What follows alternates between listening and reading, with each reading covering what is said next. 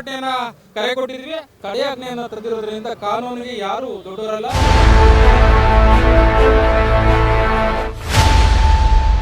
ಎಷ್ಟು ಸತಿ ಇವರು ತಡೆಯಾಜ್ಞೆ ತರಲಿಕ್ಕೆ ಸಾಧ್ಯ ಆಗ್ತದೆ?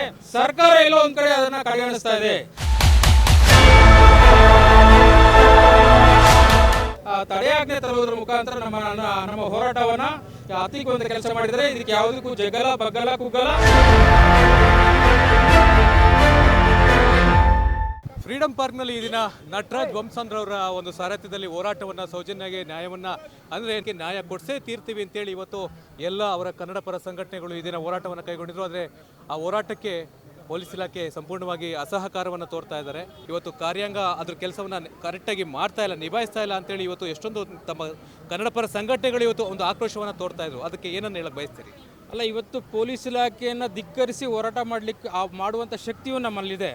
ಆದರೆ ಎಲ್ಲೋ ಒಂದು ಕಡೆ ಕಾನೂನಿನ ಅಡಿಯಲ್ಲಿ ಇವತ್ತೇನು ನ್ಯಾಯಾಲಯದ ಒಂದು ತಡೆಯಾಜ್ಞೆಯನ್ನು ತಂದಿರೋದ್ರಿಂದ ಕಾನೂನಿಗೆ ಯಾರೂ ದೊಡ್ಡವರಲ್ಲ.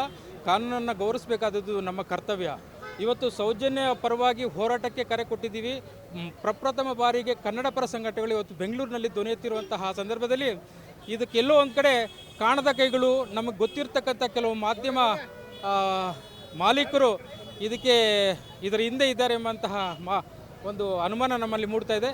ಯಾವುದೇ ಕಾರಣಕ್ಕೂ ಮುಂದಿನ ದಿನಗಳ ಎಷ್ಟು ಸತಿ ಇವರು ತಡೆಯಾಜ್ಞೆ ತರಲಿಕ್ಕೆ ಸಾಧ್ಯ ಆಗ್ತದೆ? ಮುಂದಿನ ದಿನಗಳಲ್ಲಿ ವಾರಕ್ಕೊಮ್ಮೆ ಈ ಒಂದು ಹೋರಾಟವನ್ನು ಕರೆ ಕೊಡ್ತಾ ಇರ್ತೀವಿ. ತಡೆಯಾಜ್ಞೆ ತರ್ತಾನೆ ಇರಲಿ, ಬೇಕಾದ್ರೆ ನೋಡೋಣ. ಈಗ ನಟರಾಜ್ ವಂಸಂದ್ರವರೇ, ನೀವು ಯಾರದೇ ನಾಯಕರ ಹೆಸರು ಹೇಳಲಿಲ್ಲ, ಯಾವುದೇ ಸಂಸ್ಥೆ ಧರ್ಮಸ್ಥಳದ ಬಗ್ಗೆ ಹೇಳಲಿಲ್ಲ. ಕೇವಲ ಒಂದು ಕೊಲೆ ಆಗಿದೆ, ಅದು 13 ವರ್ಷ ಆಗ್ತಾ ಇದೆ, ಅದಕ್ಕೆ ನ್ಯಾಯ ಸಿಗಬೇಕು, ಅದು ಮರುತನಿಖೆ ಆಗಬೇಕು, ಅದು ಅಪರಾಧಿಗಳಿಗೆ ಶಿಕ್ಷೆ ಆಗಬೇಕು ಅನ್ನೋದಷ್ಟೇ ತಮ್ಮ ಒತ್ತಡ. ಹೌದು, ಸರ್ಕಾರಕ್ಕೆ, ಅದು ಅಧಿಕಾರಿಗಳಿಗೆ. ಅದಕ್ಕೂ ಕೂಡ ಇವತ್ತು ಪ್ರಜಾಪ್ರಭುತ್ವದಲ್ಲಿ ಇದ್ಕೊಂಡು ಅದಕ್ಕೂ ಕೂಡ ಒಂದು ಅವಕಾಶವನ್ನು ಮಾಡ್ಕೊಡ್ತಾ ಇಲ್ಲ ಅಂದ್ರೆ ಹೇಗೆ? ಅಲ್ಲ, ಈಗ ಫ್ರೀಡಂ ಪಾರ್ಕಲ್ಲಿ ಯಾವುದೇ ಹೋರಾಟಗಳನ್ನ ಮಾಡಲಿಕ್ಕೆ ಅನುಮತಿಯನ್ನು ಕೊಟ್ಬಿಟ್ಟಿದ್ದಾರೆ. ಫ್ರೀಡಂ ಪಾರ್ಕಲ್ಲಿ ಹೋರಾಟ ಮಾಡಬೇಕಾದ್ರೂ ಸಹ ನಿಮಗೆ ಪೊಲೀಸ್ ಅನುಮತಿ ಬೇಕು, ಕಾನೂನಿನ ಪ್ರಕಾರ ಅನುಮತಿ ಬೇಕು, ಅವ್ರ ಅನುಮತಿ ಬೇಕು, ಇವ್ರ ಅನುಮತಿ ಬೇಕು ಅಂದ್ಕೊಂಡು ಹೋಗ್ತಾ ಇದ್ರೆ ಫ್ರೀಡಂ ಪಾರ್ಕಲ್ಲಿ ಯಾಕೆ ಅನುಮತಿ ಮಾಡಲಿ, ಹೋರಾಟಗಳು ಮಾಡಲಿಕ್ಕೆ ಅವಕಾಶ ಮಾಡ್ತಾ ಇದ್ದೀರಾ? ಎಲ್ಲ ಕಡೆ ಮೊದಲಿಂದಲೂ ಯಾವ ರೀತಿ ಹೋರಾಟಗಳು ಮಾಡ್ತಾ ಇದ್ವು ಅದೇ ರೀತಿ ಮಾಡ್ಲಿಕ್ಕೆ ಬಿಟ್ಬಿಡ್ಬೇಕಾಯ್ತು. ಇವತ್ತು 13 ವರ್ಷ 14 ವರ್ಷ ಆಗ್ತಾ ಇದ್ರು ಸಹ ಸೌಜನ್ಯಳ ಪರವಾಗಿ ಸಾವಿರಾರು ಸಂಖ್ಯೆಯಲ್ಲಿ ಧ್ವನಿ ಎತ್ತುತ್ತಾ ಇದ್ರು, ಲಕ್ಷಾಂತರ ಸಂಖ್ಯೆಯಲ್ಲಿ ಧ್ವನಿ ಎತ್ತಾ ಇದ್ರು ಕೂಡ ಎಲ್ಲೋ ಒಂದು ಕಡೆ ಸರ್ಕಾರ ಅದನ್ನು ಕಡೆಗಣಿಸುವಂಥ ಕೆಲಸ ಮಾಡ್ತಾ ಇದೆ. ಈಗಾಗಲೇ ಕೋರ್ಟ್ ಆದೇಶ ಮಾಡಿದಂತೆ ಆಗಿರ್ತಕ್ಕಂತಹ SP, DYSP, ಸರ್ಕಲ್ ಇನ್ಸ್ಪೆಕ್ಟ್ರು, ಆವತ್ತಿನ ತನಿಖಾಧಿಕಾರಿ ಹಾಗೂ ಶವಪರೀಕ್ಷೆ ಮಾಡಿರ್ತಕ್ಕಂತಹ ವೈದ್ಯಾಧಿಕಾರಿಗಳನ್ನು ಕೂಡಲೇ ತನಿಖೆಗೊಳಪಡಿಸಿ ಅವರನ್ನು ಬಂಧಿಸಿ ತನಿಖೆಗೊಳಪಡಿಸಿ ಎಂಬಂತಹ ಒಂದು ಆದೇಶವನ್ನು ಕೊಟ್ಟಿದ್ರು ಸಹ ಸರ್ಕಾರ ಎಲ್ಲೋ ಒಂದು ಕಡೆ ಅದನ್ನು ಕಡೆಗಣಿಸ್ತಾ ಇದೆ. ಅದಕ್ಕೆ ನಾವು ಇವತ್ತು ಪ್ರತಿಭಟನೆಯನ್ನು ಕರೆ ಕೊಟ್ಟಿದ್ವಿ.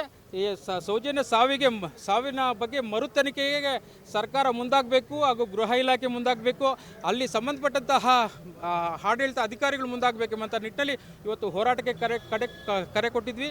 ಆದರೆ ಎಲ್ಲೋ ಒಂದು ಕಡೆ ನಮ್ಮ ಹೋರಾಟವನ್ನು ಹತ್ತಿಕ್ಕುವಂಥ ಕೆಲಸ ಇವತ್ತು ಪೊಲೀಸರು ಮಾಡ್ತಾಯಿದ್ರು. ಆದರೆ ಇವತ್ತು ಕಾನೂನಿನ ಮುಖಾಂತರ ತಡೆಯಾಜ್ಞೆ ತರುವುದರ ಮುಖಾಂತರ ನಮ್ಮ ಹೋರಾಟವನ್ನು ಹತ್ತಿಕ್ಕುವಂಥ ಕೆಲಸ ಮಾಡಿದರೆ ಇದಕ್ಕೆ ಯಾವುದಕ್ಕೂ ಜಗ್ಗಲ ಬಗ್ಗಲ್ಲ ಕುಗ್ಗಲ್ಲ.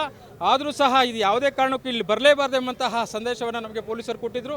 ಆದರೂ ಸಹ ಹೋರಾಟಗಾರರು ಯಾವುದಕ್ಕೂ ಜಗ್ಗಲ ಬಗ್ಗಲ್ಲ ಅನ್ನೋದನ್ನು ಸಾಬೀತುಪಡಿಸಬೇಕೆಂಬಂತಹ ನಿಟ್ಟಿನಲ್ಲಿ ಇವತ್ತು ಬಂದಿದ್ದೀವಿ. 15 ದಿನಗಳ ನಂತರ ಮತ್ತೆ ಹೋರಾಟಕ್ಕೆ ಕರೆ ಕೊಡ್ತೀವಿ. ಬೆಂಗಳೂರಿನಲ್ಲಿ ಈ ಸೌಜನ್ಯಗೆ ಒಂದು ನ್ಯಾಯ ಸಿಗುವ ತನಕ ಶಾಶ್ವತವಾಗಿ ಕೊನೆಯ ತನಕ ನಮ್ಮ ಹೋರಾಟ ನಿರಂತರವಾಗಿರುತ್ತೆ. ನಮ್ಮ ನೂರಾರು ಸಂಘಟನೆಗಳು ಇಲ್ಲಿ ರಾಜ್ಯಾಧ್ಯಕ್ಷಗಳು, ಪದಾಧಿಕಾರಿಗಳು, ಕಾರ್ಯಕರ್ತರು ಬಂದಿದ್ದಾರೆ. ಅವರಿಗೆಲ್ಲ ತುಂಬು ಹೃದಯದ ಧನ್ಯವಾದಗಳನ್ನು ತಿಳಿಸ್ತಾ ಇದ್ದೀನಿ. Thank you sir, thank you very much sir. ಒಟ್ಟಾರೆ ಸೌಜನ್ಯ ಪ್ರಕರಣ ಅಂತ್ಯ ಆಗೋವರೆಗೂ ಕೂಡ ನಮ್ಮ ನಿರಂತರ ಹೋರಾಟ ಇರುತ್ತೆ. ಈ ಕಾನೂನು ಅಡಿಯಲ್ಲಿ ಯಾರೆಲ್ಲ ಅಪರಾಧಿಗಳಿದ್ದಾರೆ ಅವ್ರಿಗೆ ಶಿಕ್ಷೆ ಆಗಬೇಕು. ಶಿಕ್ಷೆ ಆಗೋವರೆಗೂ ಕೂಡ ಈ ಕನ್ನಡ ಪರ ಸಂಘಟನೆಗಳು ರಾಜ್ಯಾದ್ಯಂತ ಹೋರಾಟವನ್ನು ಮಾಡೇ ಮಾಡ್ತೀವಿ ಅಂತೇಳಿ ನಟರಾಜ್ ವಂಸಂದ್ರ ಅವರ ತಂಡ ಕರೆಯನ್ನು ಕೊಟ್ಟಿರ್ತಕ್ಕಂಥದ್ದು. Justice for Soujanya.